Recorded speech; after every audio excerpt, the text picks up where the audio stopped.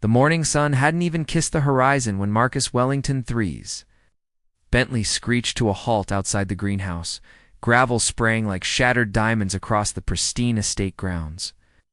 Luna Rodriguez looked up from her roses, dirt-stained gloves frozen. Mid-motion as Boston's most eligible bachelor stumbled out of his car wearing yesterday's tuxedo like a battle scar. His bow tie hung loose around his neck, dark hair wild with panic, and those famous blue eyes that graced magazine covers now burned with something between desperation and madness. Luna had known him for 3 years, ever since she'd started helping her father tend the Wellington estate gardens. They'd shared polite conversations, occasional smiles, nothing more. But this man standing before her now looked nothing like the composed billionaire she knew. "Marry me." The words exploded from his lips like a confession at gunpoint. Right now. Today, or in 3 hours, I lose everything. Luna's watering can slipped from her hands, hitting the ground with a metallic clang that echoed across the silent morning. Water pooled around her boots as she stared at him, wondering if she was still dreaming, or if Boston's richest man had finally snapped under the pressure of his gilded cage. "Did you hit your head?" she managed, her voice barely above a whisper. "Should I call someone? A doctor? The police?" Marcus laughed, but it came out broken and raw. He ran both hands through his hair, making it even more disheveled. "I know how this sounds. Trust me, I know. But I'm completely sober and absolutely serious." He started pacing in tight circles like a caged animal. "My grandfather put a clause in his will. If I don't marry before I turn 30, everything goes. To Victoria Ashworth, the company, the foundations, the charity work that actually matters. All of it." "And you turned 30 today," Luna said slowly, pieces clicking into place. "In exactly 3 hours and 17 minutes. Marcus stopped pacing and fixed her with a stare so intense it made her stomach flip. "Victoria's everything my parents ever wanted for me. Perfect breeding, perfect education, perfect ice-cold heart. She sees our engagement as a corporate merger, not a marriage. I'd rather lose everything than spend my life pretending to love someone who calculates emotions like quarterly profits." Luna backed up until her shoulders hit the brick wall of the greenhouse, her heart hammering against her ribs. "Mr. Wellington, with all due respect, you just asked me to marry you? Shh. I'm your gardener's daughter. I wear the same boots to work. Every day, I have permanent dirt under my nails, and my bank account has fewer zeros than a phone number. Perfect." Marcus clapped his hands together so loudly that a cardinal burst from the nearby oak tree. "That's absolutely perfect. Part where I'm poor, or the part where you've clearly lost your mind?" For the first time since his manic arrival, Marcus's expression softened. He stepped closer, close enough that she could smell his cologne mixed with the faint scent of panic sweat. "The part where you're real," he said, his voice dropping too. Something almost tender. "The part where you don't see dollar signs when you look at me. The part where you just called me crazy to my face. Which no one has done in, well, ever." Luna's heart did something traitorous in her chest. She'd noticed things about Marcus over the years. The way he always remembered her name when other wealthy clients forgot the help existed. How? He'd lingered during her lunch breaks asking about the book she read, the genuine smile he wore when he wasn't performing for Boston society. But this was insane. Completely, utterly insane. "Why don't you just marry Victoria?" she asked. "Everyone expects it anyway." Marcus's jaw tightened. "Because I'd rather live in a studio apartment in Southie than spend the rest of my life with someone who sees marriage as a hostile takeover." He paused, swallowing hard. "Besides, there's a divorce clause. 2 years. After that, you walk away with enough money to never worry about anything again." The distant sound of car engines made them both turn toward the main gate. 3 black limousines wound up the circular driveway like elegant hearses. "Damn," Marcus whispered, all color draining from his face. "They're early. Victoria, my parents, probably a judge, and definitely a photographer from town and country." He turned back to Luna, gripping her shoulders with hands that trembled slightly. "Luna, I know this is insane. I know we barely know each other, but please, Save me from a life that isn't mine. Luna stared into his eyes, seeing something there she'd never noticed before. Vulnerability, fear, the desperate hope of a man, drowning in expectations who'd just spotted a lifeline. Car doors slammed in the distance. High heels clicked against pavement like a countdown timer. If I say yes, Luna said slowly, how exactly do we explain this? Your parents will have me arrested. Victoria will sue me into oblivion. Smile spread across Marcus's face, dangerous and charming and completely reckless. Leave that to me. I'm Harvard-educated and excellent at improvisation under pressure. Marcus Wellington, where have you gotten yourself, young man? A woman's voice cut through the morning air like a blade. We have a wedding to organize. Luna took a deep breath, looking at this desperate man in his wrinkled tuxedo. Then at the mansion she knew, like the back of her hand. Then at her own work-stained hands clasped in his soft, nervous ones. 2 hours ago, her biggest worry had been finishing the morning watering before the heat got too intense. Now Boston's most eligible bachelor is offering her financial security for life in exchange for 2 years of pretending to be his wife. The voices were getting closer. Any second now, Victoria Ashworth and the Wellington family would round that corner. Expecting to find a groom ready for his arranged marriage, instead they'd find him with the gardener's daughter, both of them covered in morning dew and desperation. All right, Luna heard herself say, her voice steadier than she felt. Let's do this. But if I'm going to be a Wellington for 2 years, some of the rules are going to be mine too.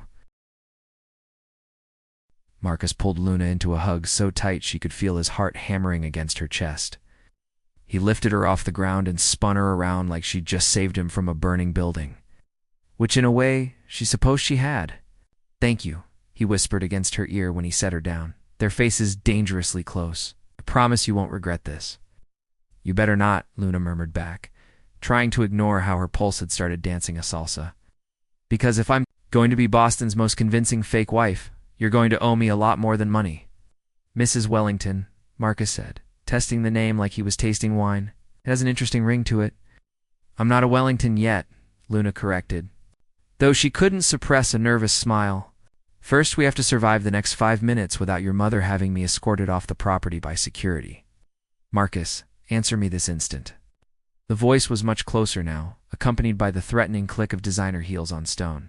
Marcus took Luna's dirt-stained hand and laced their fingers together with surprising tenderness, ready to meet the most complicated family on the East Coast. Luna looked down at her work clothes, mud-streaked jeans, faded Red Sox t-shirt, and sneakers that had definitely seen better days than at Marcus's completely wrinkled tuxedo. We're going to make quite an impression. Let's make it unforgettable. Marcus agreed, pulling her toward the approaching storm of voices. When they emerged from behind the greenhouse, Luna saw a tableau that looked like it had been staged by Vogue. A group of impeccably dressed people clustered on the mansion's marble terrace. Champagne flutes catching the early morning light. At the center stood a woman who could only be Victoria Ashworth. She was stunning in that cold, untouchable way of old money breeding. Platinum blonde hair swept into a perfect chignon, wearing what was clearly a wedding dress that cost more than Luna's father made in a year. When Victoria spotted them, she froze mid-sentence, her champagne flute hovering halfway to her glossed lips. Marcus, Victoria said, her voice sharp as winter wind. What exactly is this? Marcus squeezed Luna's hand hard enough to transmit courage through her fingertips. Then he smiled with the shameless confidence of someone who'd just figured out how to win an impossible game. Victoria family, dear friends, he announced, his voice carrying across the silent terrace like a circus ringmaster's. I'd like you to meet Luna Rodriguez, my wife. We were married an hour ago in an intimate ceremony at St. Mary's Chapel. The silence that followed was so complete, Luna swore she could hear the roses growing. She felt all the blood drain from her face as she processed what he'd just said. Wife, an hour ago. Chapel. They hadn't discussed any of these details. Surprise, Marcus added with theatrical joy, as if he'd just announced he'd brought donuts for everyone. That's when Luna realized she'd agreed to marry either a complete genius or a total lunatic, and she'd have to figure out which before someone called the police. Her first instinct was to run for the hills. Her second was to admit that for the first time in years, she felt completely, electrically alive. "Welcome to the show," she murmured to herself, squeezing Marcus's hand back. The silence stretched until Luna could practically hear the collective sound of jaws hitting marble.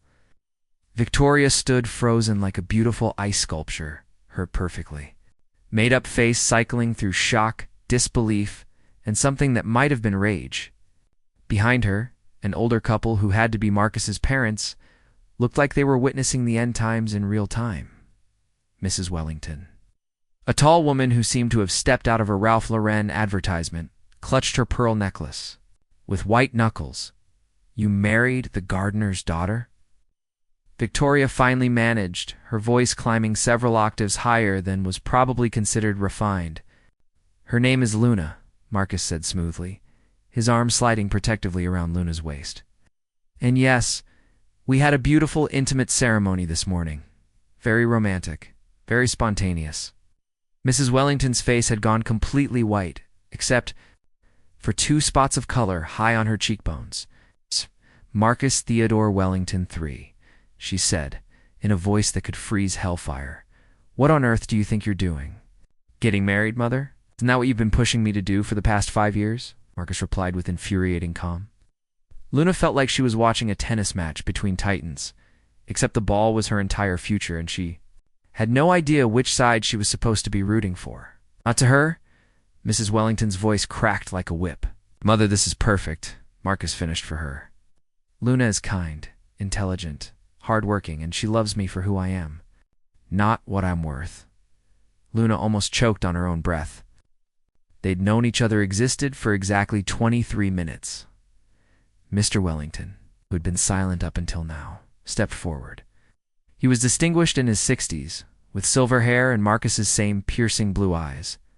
But where Marcus's held warmth, his father's were calculating and cold as Arctic ice. "Son," he said in a voice that had commanded boardrooms for decades, "I think you need to explain yourself, clearly." "It's quite simple, Dad," Marcus said, his confidence apparently bulletproof. "Luna and I have been seeing each other quietly for months. We didn't want to make it public because we knew how you'd react to me dating someone outside our social circle." "Months?" Luna's eyes widened. She stared up at Marcus, who gave her a barely perceptible wink that somehow managed to be both reassuring and terrifying. "Months?" Victoria's voice rose to a pitch that could shatter crystal. "You've been cheating on me for months?" "Victoria," Marcus said gently, finally turning his full attention to the woman who was supposed to be his bride, "we were never actually together. Our parents arranged an engagement, but I never agreed to it. You know that? But the invitations have been sent. The caterer is already preparing the flowers." Victoria gestured wildly, her perfect composure finally cracking like ice on a frozen pond. "This is supposed to be my wedding day." Luna felt an unexpected stab of sympathy for the woman. Sure, Victoria seemed cold and entitled, but she'd probably been planning this day her entire life. The dress, the venue, the perfect society wedding that would cement her place in Boston's elite hierarchy. Victoria Luna found herself saying, stepping forward despite Marcus's surprised look, "I'm really sorry. I know this must be incredibly difficult for you." Victoria turned her icy gaze to Luna, looking her up and down like she was evaluating a particularly disappointing piece of livestock. "Oh, how thoughtful," Victoria said, her voice dripping with enough sarcasm to drown a yacht. "The little gardener girl feels sorry for me. How absolutely precious." And just like that, Luna's sympathy evaporated like morning dew under a blowtorch. "You know what, Victoria?" Luna said, her voice gaining strength with each word. "You're absolutely right. I'm just a gardener's daughter. I work with my hands, I get dirty, and I've never owned a dress that costs more than my monthly rent." She stepped closer to the woman in white, ignoring the sharp intake of breath from Mrs. Wellington. "But at least I know the difference between loving someone and acquiring them like a piece of real estate." Victoria's perfectly made-up face flushed an unbecoming shade of red. "How dare you speak to me like that? Do you have any idea who I am?" "A woman whose fiancé just married someone else," Luna replied evenly. if we're keeping score, makes us equals in the humiliation department. The assembled guests murmured among themselves like a Greek chorus of scandal. Luna could see phones being discreetly pulled from purses, probably already broadcasting this disaster to Boston's social media networks. Enough? Mr. Wellington's voice cut through the tension like a blade. Marcus, I need to speak with you privately. Now, whatever you have to say to me, you can say in front of my wife, Marcus replied, his arm tightening around Luna's waist. The word wife hung in the morning air like smoke from a gunshot. Luna felt the weight of it settle on her shoulders, heavier than she'd expected. This wasn't just a performance anymore. Somehow, in the space of 30 minutes, her entire life had been rewritten. Fine, Mr. Wellington said through gritted teeth. Then let me be clear. This marriage, whatever the hell it actually is, will not be recognized by this family.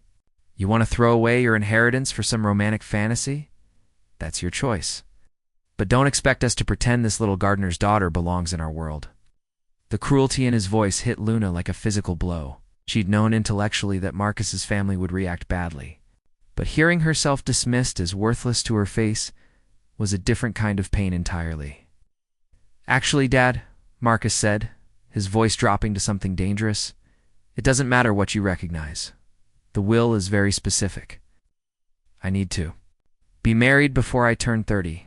I am married. Luna's my wife, whether you like it or not. A marriage of convenience, Mrs. Wellington spat.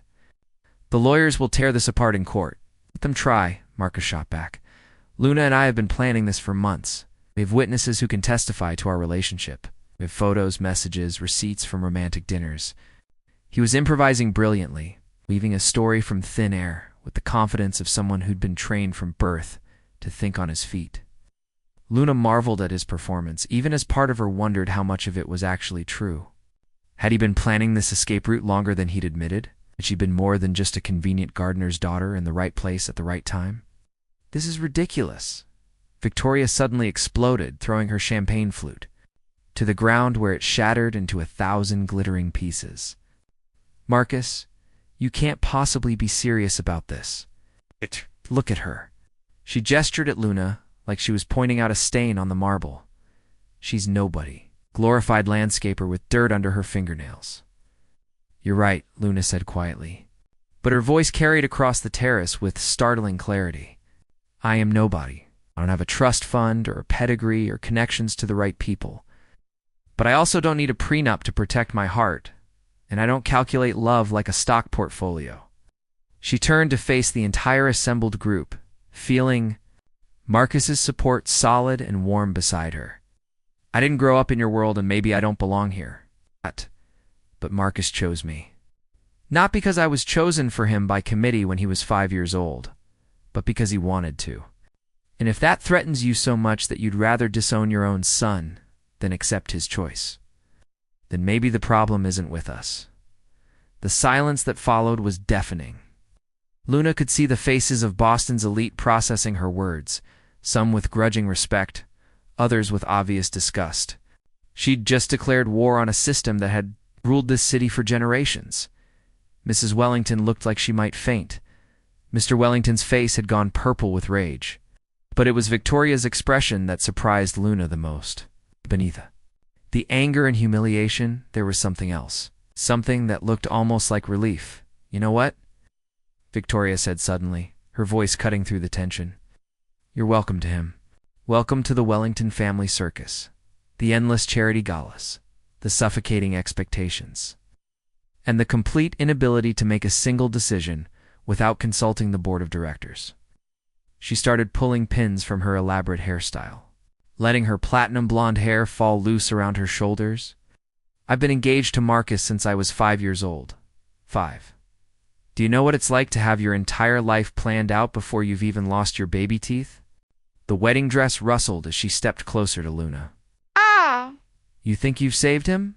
He'll never be free. Not really. The family will find ways to control him that you can't even imagine. When they're done destroying you both, I'll be exactly where I was this morning, waiting. Victoria, Marcus started, but she held up a hand to stop him. No, Marcus. For once in your privileged life, just listen. She turned back to Luna. I don't love him. Never have. This was always a business arrangement for me too, just like it was for your husband. The difference is, I knew what I was getting into. She laughed, but it sounded hollow and broken. You want to know the real irony? I'm actually happy you showed up. You've given us both an out from a life sentence neither of us wanted, so thank you, Luna Rodriguez. Thank you for having the guts to do what I never could. With that, Victoria Ashworth turned on her designer heels and walked away, her wedding dress trailing behind her like the remnants of a dream that had never been real to begin with. The remaining guests stood in stunned silence watching Boston, society's most anticipated wedding, crumble into dust and scandal. In the distance, church bells began to chime, marking the hour. Marcus turned to Luna, his eyes wide with something between amazement and terror. That, he said softly, was not how I thought this morning would go. Luna looked around at the wreckage they'd created, the shocked faces, the scattered champagne flutes, the photographer from Town and Country who was definitely getting the story of a lifetime. Marcus, she said, realization hitting her like a freight train. What exactly have we just done? 3 hours later, Luna found herself standing in the marble foyer of the Wellington mansion, still wearing her dirt-stained clothes, still trying to process the fact that she was now technically married to one of the most powerful men in New England. The guests had dispersed like startled birds after Victoria's dramatic exit, leaving behind only whispered promises of scandal and social media storms. Marcus's parents had retreated to their respective corners of the house to plot damage control strategies, and the photographer had enough material to fuel gossip columns for months. We need to talk, Marcus said, loosening his bow tie completely and letting it hang around his neck like a surrender flag. Really? Talk? Not perform for an audience? He led her through corridors lined with portraits of dead Wellingtons. There, painted eyes seeming to judge this latest family scandal. Luna felt like an intruder in a museum, her sneakers squeaking against floors that probably cost more than her father's annual salary. They ended up in Marcus's private study, a room that somehow managed to feel both opulent and intimate. Floor-to-ceiling bookshelves lined the walls, filled with leather-bound volumes that looked actually read rather than decorative.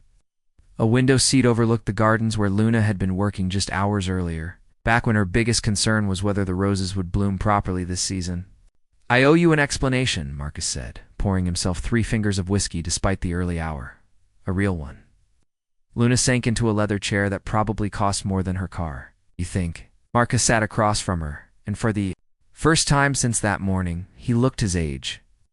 30 years old today, she remembered. The deadline that had started this entire mess. The truth is, I've been planning this for months, he admitted. Not this specifically, but some kind of escape. The marriage to Victoria was scheduled for today because of the will's deadline. My parents picked the date, the venue, the flowers, probably the color of my socks. I was supposed to wake up, put on the tux, smile for the cameras, and sign away my soul. He took a sip of whiskey and winced. But last night, at the bachelor party, I didn't want surrounded by people who don't actually know me. I realized I couldn't do it. Couldn't spend the rest of my life pretending to be someone I'm not. So you decided to marry me instead, Luna said. The gardener's daughter who happened to be in the right place at the right time. No. Marcus set down his glass and looked at her directly. That's not why I chose you. Luna's heart did something complicated in her chest. Then why? Because in 3 years of polite conversations during your lunch breaks, you're the only person who's ever talked to me like I'm a human being instead of a walking trust fund. Because you read Neruda and Morrison and laugh at terrible jokes. Because when I asked what you'd do if money wasn't an issue, you said you'd start a community garden program for kids who don't have access to green spaces. Luna stared at him. She barely remembered that conversation from months ago, but apparently he'd filed it away like it mattered, because Marcus continued, You're the only person I know who chose their life instead of having it chosen for them. And I was desperate enough to hope that maybe, just maybe, you'd help me choose mine. The confession hung between them like a bridge neither was sure they should cross. Luna felt the weight of it, the responsibility of being someone's escape. Root from a life they never wanted. "What happens now?" she asked. "I mean, really. Not the performance we put on for your family, but what actually happens to us."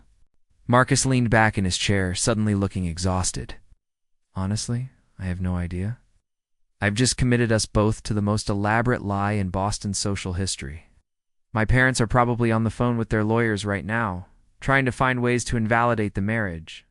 Victoria will either disappear gracefully or make our lives a living hell out of spite.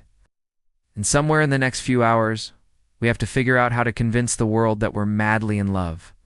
Are we really married?" Luna asked. "Legally?" Marcus pulled a folded document from his jacket pocket. "Special license. I had it rushed through yesterday, just in case. We just need to find someone authorized to perform the ceremony." Luna stared at the marriage license with her name already typed in elegant script.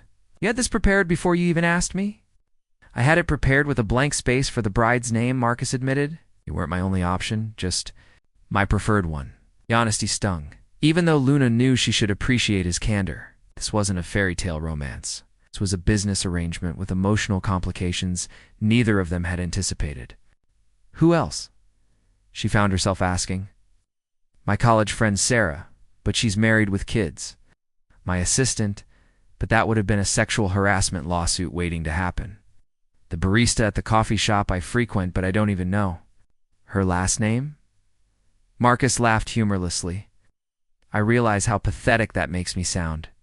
"It makes you sound desperate," Luna corrected. "There's a difference." They sat in silence for a moment, the weight of their situation settling around them like dust after an explosion.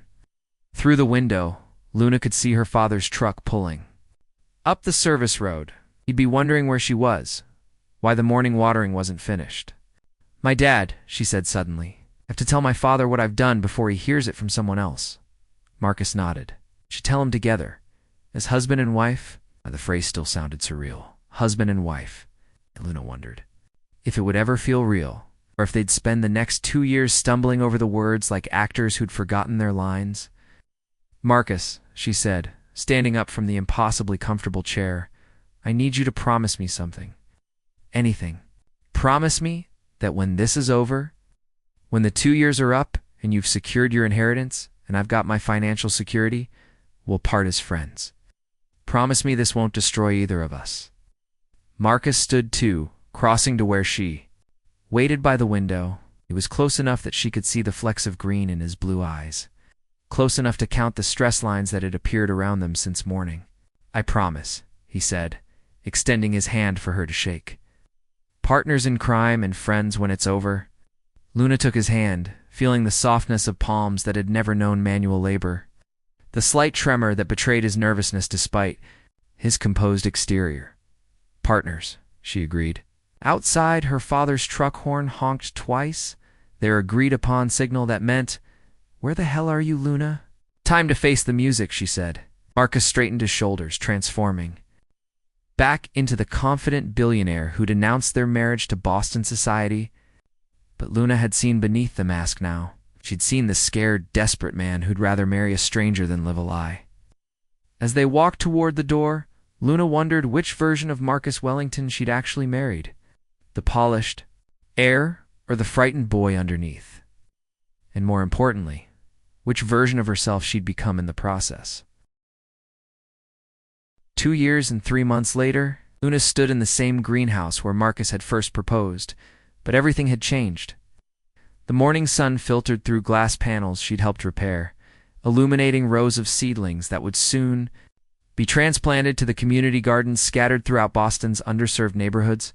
Her hands, still permanently stained with dirt, now wore a simple gold band that had become as natural as breathing. The divorce papers sat unsigned on the desk in what had become their shared study, gathering dust like an abandoned promise. Mrs. Wellington, her father, called from outside, his voice carrying the pride he'd never quite managed to hide, even when he'd initially threatened to disown her for marrying above her station. "Your husband is looking for you." Luna smiled, wiping her hands on the gardening apron Marcus had given her last Christmas, embroidered with world's most convincing fake wife and elegant script. It had been a joke then. Now she wasn't sure what it was. She found Marcus in the rose garden, wearing jeans and a soil-stained shirt instead of his usual tailored suits. Over the past 2 years, he'd gradually shed the armor of his upbringing, trading board meetings for board planning sessions for their nonprofit foundation. "The Anderson Elementary kids will be here in an hour," he said, not looking up from the tomato plants he was carefully tending. "Are you ready for the chaos? I fell in love with you somewhere between your third panic attack about the charity gala seating arrangements and the night you stayed up until 3 a.m. helping me write Grant." "Proposals for the community garden program," Luna said, her voice steady, despite the way her heart was hammering. "I fell in love with the man who learned to get his hands dirty, who remembers every kid's name and their favorite vegetables, who donated his trust fund to build greenhouses and food deserts across the city." Marcus stepped closer, his hands finding her face with the reverence of someone touching something precious and fragile. "When did you know?" "When you cried watching Sophia's bean sprout finally bloom. When you told your parents you'd rather be disowned than fire the staff to cut costs. When you started calling this place home instead of the estate." Luna smiled, tears she hadn't expected blurring her vision. "When did you know?" "The night you stayed with me in the hospital after my father's heart attack. Even though he'd spent 2 years treating you like you were invisible. You held my hand in that awful waiting room and told me that forgiveness wasn't about him deserving it, but about me deserving peace." Marcus's thumb traced her cheekbone. "That's when I knew I didn't want to spend a single day of my life without you in it." "Mrs. Wellington," Sophia's voice interrupted them, high and excited. "My tomatoes are getting red. Come see." Luna laughed, wiping her eyes with the back of her gardening glove. "We should go see about those tomatoes." "In a minute," Marcus said, pulling her closer. "First, I have a question." "You're not proposing again, are you?" "Because I should warn you, I'm significantly less desperate than I was 2 years ago." Marcus grinned, the same reckless smile that had convinced her to marry him in the first place. "Luna Rodriguez Wellington, will you stay married to me? Not because of a contract or a deadline or a desperate scheme, but because we choose each other every day for the rest of our beautifully complicated lives." Luna looked at this man who'd started as a stranger, become her partner in an elaborate deception, and somehow transformed into the love she'd never known she was looking for.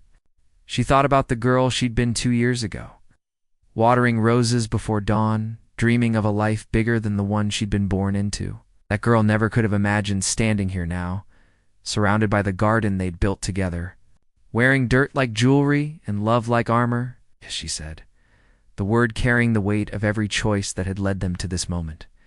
"Yes, I'll stay married to you, Marcus Wellington. But I'm keeping my boots." He kissed her then, soft and sure, and tasting of morning coffee and the promise of seeds that would grow into something beautiful, given enough time and care. Around them, the children's laughter mixed with the sound of water spraying from garden hoses and the distant rumble of Boston traffic when they broke apart. Sophia was standing beside them with her hands on her hips, looking thoroughly unimpressed with the adult drama. "Are you done being mushy?" she demanded. "Because my tomatoes are very important, and they need to be admired right now." Luna and Marcus looked at each other and burst into laughter, the kind of deep, belly-shaking laughter that comes from joy too big to contain. "Lead the way, Sophia," Luna said, taking her husband's dirt-stained hand in hers. Ow. "Let's go see about those very important tomatoes." As they walked toward the children's garden, Luna caught sight of the unsigned divorce papers through the greenhouse window already, half buried under seed catalogs and sketches for next year's expansion plans. She made a mental note to shred them later, or maybe frame them as a reminder of the life they'd almost chosen instead of the one they'd grown into. The morning sun climbed higher, warming the earth they'd learned to tend together. The children, scattered across the garden like wildflowers, their excited voices creating a symphony of discovery. 8-year-old Miguel held up a perfectly ripe cherry tomato like it was a precious jewel. 10-year-old Jasmine carefully watered her herbs with the concentration of a surgeon, and Sophia stood proudly beside her tomato plant, beaming as Luna and Marcus approached. Look how big they got." Sophia bounced on her toes, pointing at the cluster of red orbs hanging heavy on the vine. "Can I pick one? Can I taste it right?" "Now, it's your garden, sweetheart," Luna said, crouching down to Sophia's level. "What do you think? Are they ready?"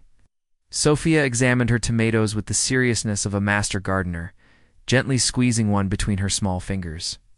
"This one," she declared, carefully twisting it free from the stem. She held it up to the light, watching it glow like a ruby in the morning sun. "The first bite is always the most important," Marcus said, settling in the dirt beside them.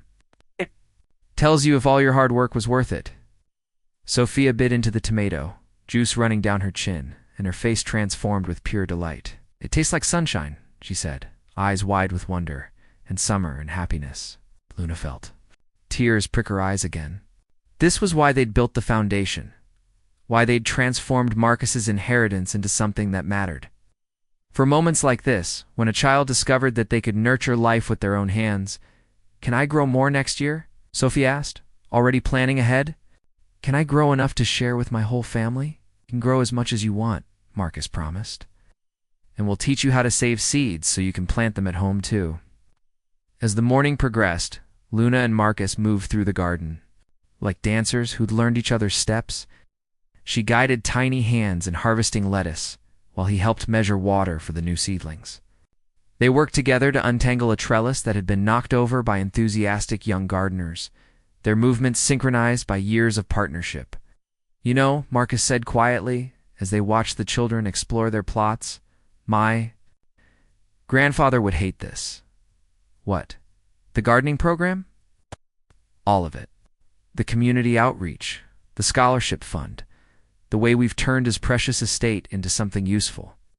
Marcus smiled, but there was steel underneath it. He designed. "That will to force me into his version of success. Instead, it gave me you." Luna leaned into his shoulder, solid and warm in the morning sun. "Think he's rolling in his grave, spinning like a turbine? It's probably generating enough energy to power half of Beacon Hill." They laughed, sharing the private joke of two people who'd survived a war and lived to tell about it. In the distance, the estate's main house rose like a monument to old money and older expectations. But here in the garden, surrounded by children who were learning that they could make beautiful things grow, the past felt like something they'd outgrown rather than something that owned them. "Mr. Marcus," Miguel called out, holding up a handful of radishes he'd just pulled. "Are these good? Did I do it right?" Marcus jogged over to examine the harvest, praising the boy's technique and explaining how the size and color showed he'd timed the harvest perfectly. Luna watched her husband with their young gardeners, seeing the father he would someday be, the teacher he'd become without ever meaning to. Her phone buzzed with a text from her father. "Mia, the news van is gone from the front gate. Finally, your mother wants to know if you're coming for Sunday dinner." Luna smiled, typing back a quick response. After 2 years, the media attention had finally died down. The story of the billionaire, who'd married his gardener's daughter, had been replaced by newer scandals and fresher gossip. They'd become old news, which was exactly how they liked it. "Everything okay?" Marcus asked, appearing at her elbow with dirt under his fingernails. And Sophia's hand in his? "Just my parents. Sunday dinner invitation.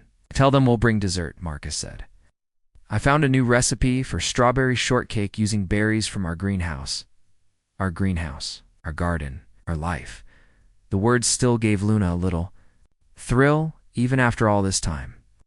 She watched Marcus help Sophia plant marigold seeds in the border of her tomato patch, explaining how the flowers would keep harmful insects away while attracting beneficial ones. His patience was infinite, his joy in teaching genuine and infectious. "Mrs. Wellington," Sophia said, tugging on Luna's dirt-stained apron, "when I grow up, can I have a garden like this one? Can I have any kind of garden you dream of?" Luna promised, crouching down to meet the girl's bright eyes.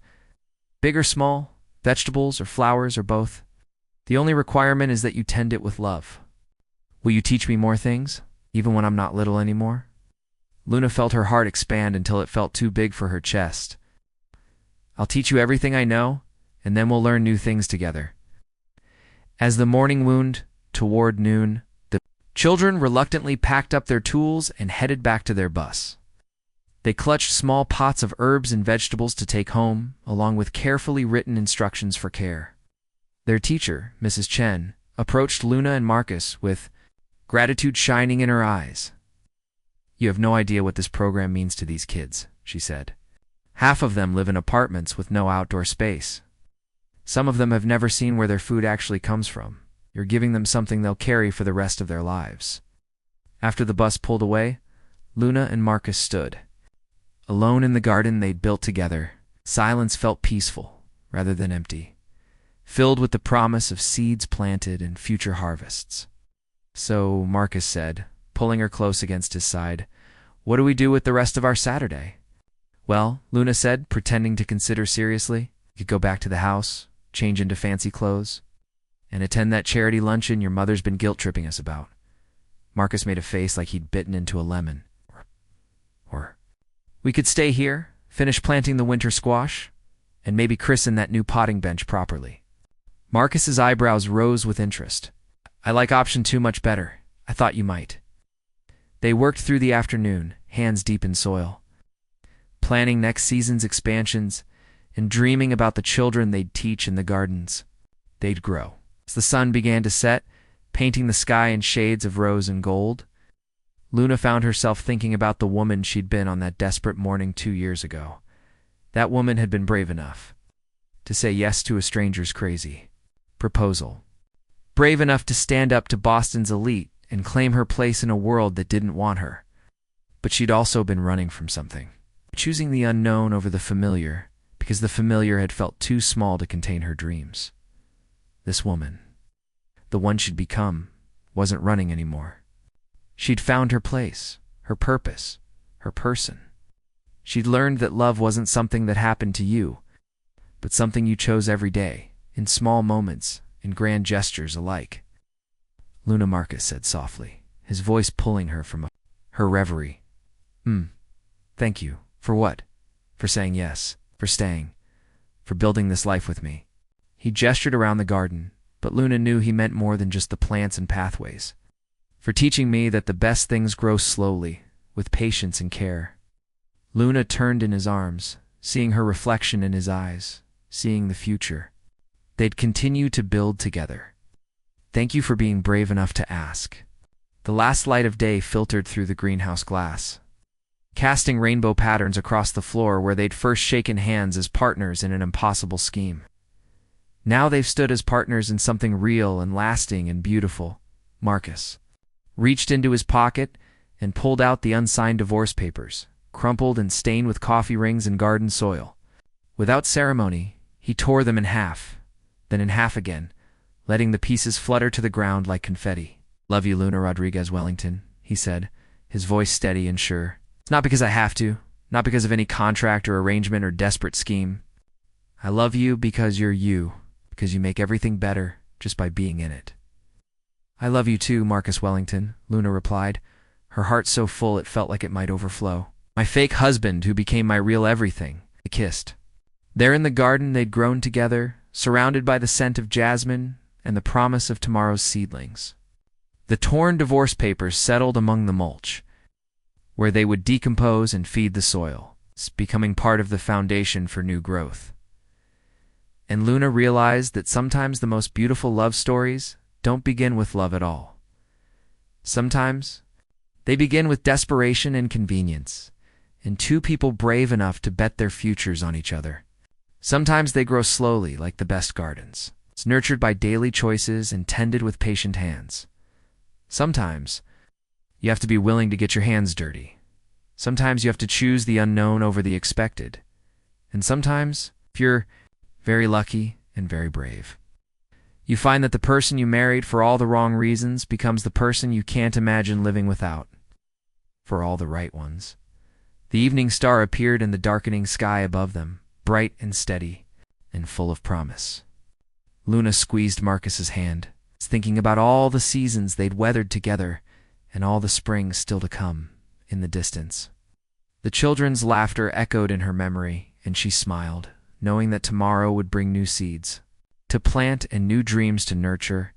The garden would keep growing, and so would they. Asterisk.